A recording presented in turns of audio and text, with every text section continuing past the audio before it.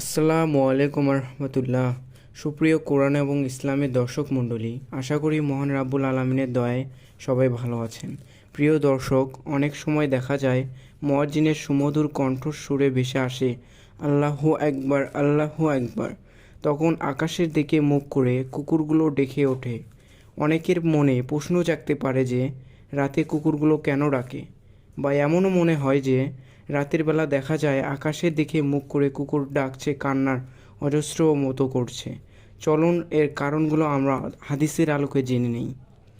রাতের বেলা কুকুর ঘেউ ঘেউ করে এ বিষয়ে হাদিসে এসেছে যে জাবের ইবনে আবদুল্লাহ রাদিয়াল্লাহু তাআলা আনহু থেকে বর্ণিত, নবী করিম সাল্লাল্লাহু আলাইহি সাল্লাম বলেছেন, রাতের বেলা তোমরা যখন কুকুরের ঘেউ ঘেউ শব্দ এবং গাধার ডাক শুনতে পাও তখন আল্লাহর কাছে আশ্রয় প্রার্থনা করো, কারণ এরা এমন কিছু দেখতে পায় যা তোমরা দেখতে পাও না।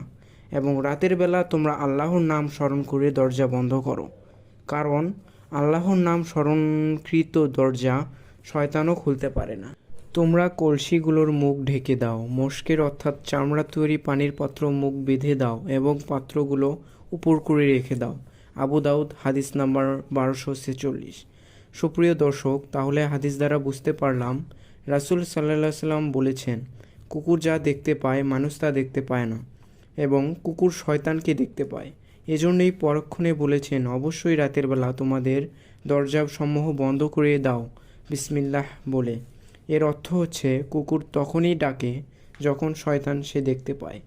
বা এমনও হতে পারে যে কোনো ব্যক্তির কবরে আযাব হতে থাকলে তা কুকুর দেখতে পায় ও শুনতে পায়।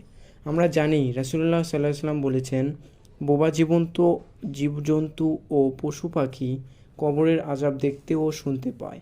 তাই বন্ধুরা, আমরা রাতে যখন কুকুরের ডাক শুনবো তখন আমরা পড়ব আউযুবিল্লাহি মিনাশ শাইতানির রাজিম। তো বন্ধুরা, আজকে এখানেই শেষ করছি। সবাই ভালো থাকবেন, সুস্থ থাকবেন। আসসালামু আলাইকুম।